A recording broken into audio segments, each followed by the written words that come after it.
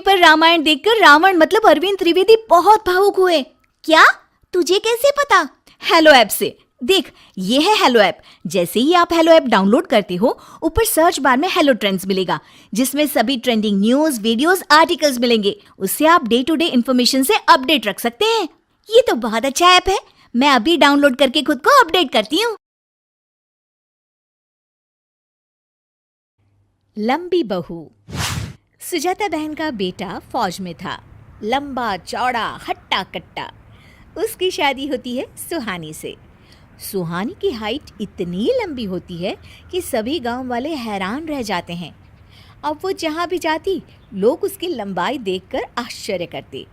एक दिन सुहानी कुएं से पानी भरने जाती है कि गांव की सभी औरतें उसे घूर घूर के देखने लगती है। हे भगवान, इतनी लंबी भी कोई औरत होती है क्या? नहीं ना बहन, हमने तो नहीं देखी इतनी लंबी औरत। अरे कहीं ये कोई चुड़ैल वुड़ैल तो नहीं? हाँ, इतनी लंबी तो चुड़ैल ही होती है। तभी एक औरत उससे कहती है, अरे जरा अपने पैर तो दिखा, कहीं उल्टे तो नहीं है ना? सुहानी ये सब सुनकर परेशान हो जाती है और घर आकर रोने लगती है। तभी उसका पति उसके पास आता है और कहता है, अरे सुहानी, क्या हुआ? क्यों रो रही हो? यहाँ सब मेरी लंबाई का मजाक उड़ाते हैं। वो लोग मुझे चुड़ैल कहकर पुकार रहे थे। क्या मैं चुड़ैल लगती हूँ? सुहानी की बात सुनकर उसके पति को गुस्सा आ जाता है। अरे कौन तुम्हें चुड़ैल बोल रहा है? जरा बताओ मुझे। मैं लंबा हूं तो मेरी बीवी भी तो लंबी ही होगी ना। और एक बात समझो, वो लोग तुम्हारा मजाक नहीं उड़ाते, बल्कि वो तुमसे जलन महसूस करते हैं कि वो तुम्हारी तरह लंबे नहीं है। सुहानी को समझाकर उसका पति चला जाता है। सुहानी भी थोड़े वक्त के लिए ठीक हो जाती है, लेकिन वो कहीं भी आने जाने से परहेज करने लगती है। एक दिन उसकी सास उसे कहती है, अरे सुहानी बेटा, जरा तैयार हो जा, आज काली के घर कीर्तन है ना, सभी को बुलाया है, खाना भी वहीं खाना है। नहीं माँ जी, मैं नहीं आऊँगी, मेरी तबीयत ठीक नहीं है, आप चली जाइए। सास सुहानी की बात सुनकर अकेले ही चली जाती है। एक दिन फिर सास सुहानी से कहती है, अरे सुहानी, आज घर में पूजा रख लेती हूँ। तेरे आने के बाद गांव वालों से अच्छे से तुझे मिलवाया भी नहीं। कुछ खाने को ज़्यादा सा बना लेना, गांव की औरतों को प्रसाद बांट देंगे। सास के मुंह से ये बात सुनकर सुहानी परेशान हो जाती है। करती भी तो क्या करती। फिर वो खाने में ढेर सारी पंजीरी और फल काटकर प्रसाद बना लेती है।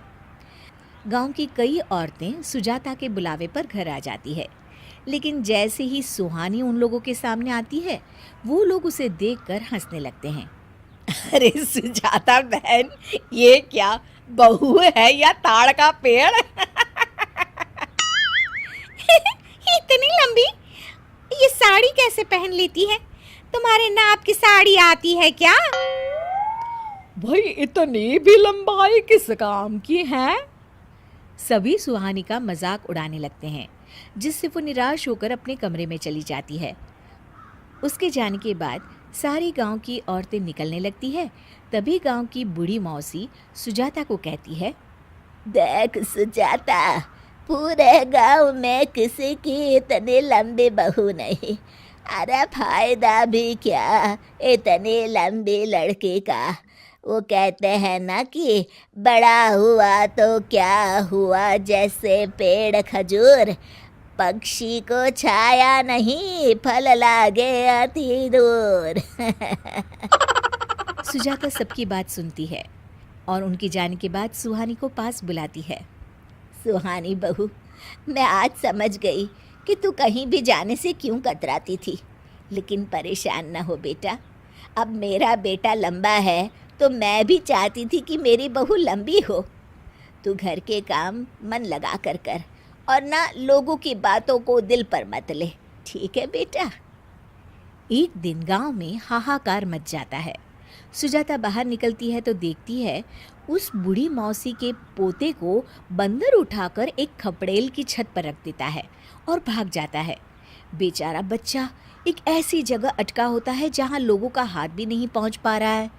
बूढ़ी मौसी बच्चे को नीचे से देखकर रो रही होती है कि तभी वहाँ सुजाता अपनी लंबी बहू सुहानी के साथ आ जाती है। अरे मौसी, घबराओ मत, मैं अभी बच्चे को नीचे उतार देती हूँ। ये कहकर सुहानी बच्चे को लंबे हाथ कर छत से नीचे उतार देती है। वो मौसी की गोद में बच्चा देती है। अब मौसी बोले भी तो क्या बोले।